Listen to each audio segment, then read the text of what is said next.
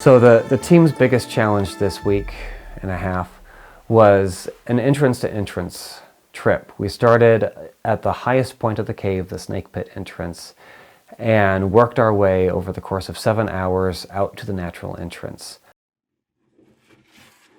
The first 500 feet of the cave was more or less a belly crawl through passages with an average height of 9 inches tall, and many passages were also about 20 inches in width. So we're talking very small, very narrow, very confined spaces where you get your body into one position with your bag in front of you and you're locked in that position for 50 feet. And then we also stopped at the room of the candlestick. Beautiful. Okay, Nobody had done any formal documentation of them beyond a couple of very grainy pictures that had been lost to time. It was incredible, just him messing around with the lights. It lit up in a rainbow out of nowhere. I was freaking out, trying to give me the phone, who has a phone? Just try and capture it, because it was not anything any of us expected.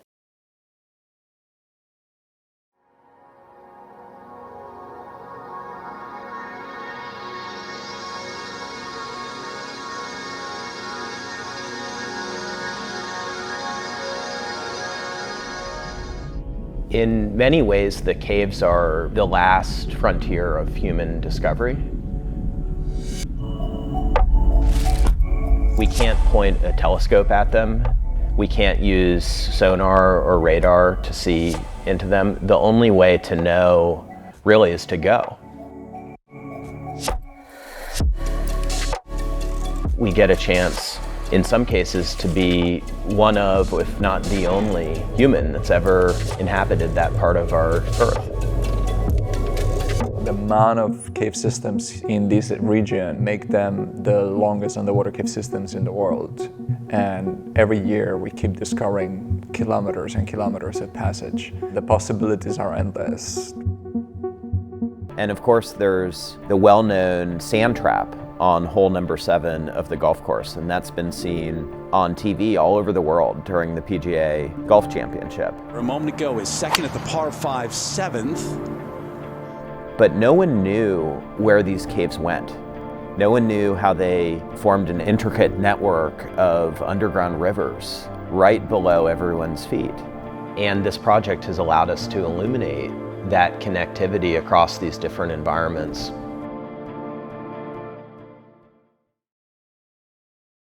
The karst terrain of Khammam province in Laos has been explored by international caving teams for over 25 years. Most of the caves at ground level have already been surveyed and mapped out. What has not been explored are the hundreds of potential cave entrances nestled on the seemingly endless cliff faces of the Annamite mountain range.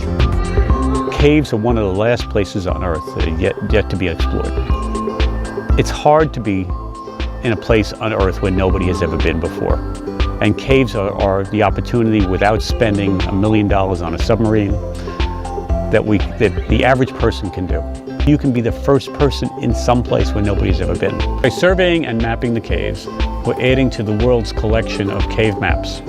The constant exploration of these places by many people, not just myself, lets us fully discover the Earth. On this expedition, we also had the honor of carrying an Explorers Club flag, a symbol dedicated to the goal of promoting scientific exploration and field study all across the world. We carried flag number 97, a beat-up old flag with a 60-year history of accompanying explorers that have uncovered the Earth's secrets, as well as our own. In this region, there are hundreds of potential suspended cave entrances on the walls of these mountains. Some may lead to nowhere, some might lead to whole new cave networks. We just don't know until someone goes up there.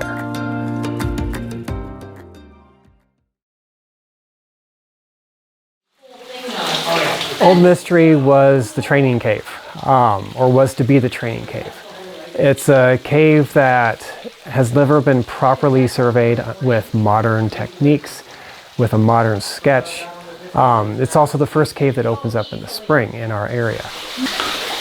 When Seabury said that there was some leads that I should check out, I immediately thought there has to be more to Old Mystery. And it was the last any of you saw Jackie again. There's always, especially this year, we've had a couple of good students who don't mind being the first person through a squeeze as long as it doesn't look too tight. You look for somebody who's willing to do it, but also somebody who you're confident isn't going to get stuck trying to do it. And the question is always, does it open up to something else on the other side? It just goes back there. Once we have survey markers placed, then we can use a compass to get our underground location. And so we'll get LRUDs. So this is left, right, up, down. And then we'll start sketching. So the mysteries are boundless. Same with any cave you want to look at. There are so many miles of so many caves that no one person could actually answer all the mysteries of all the caves.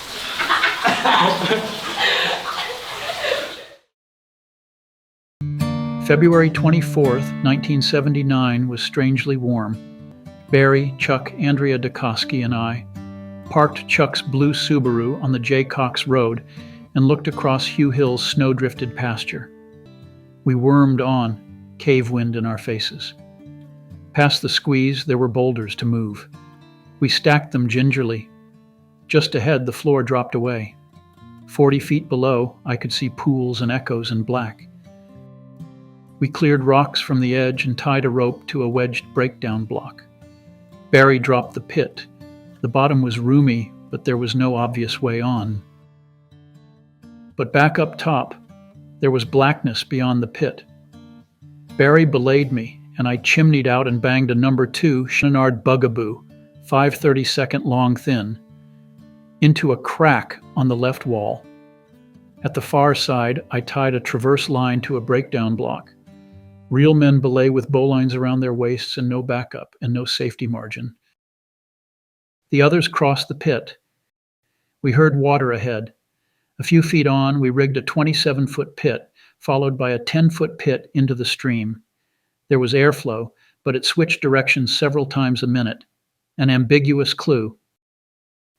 Following the stream, we rounded a corner, and it ended abruptly. For all the pits and obstacles, we had seen maybe 250 feet of passage.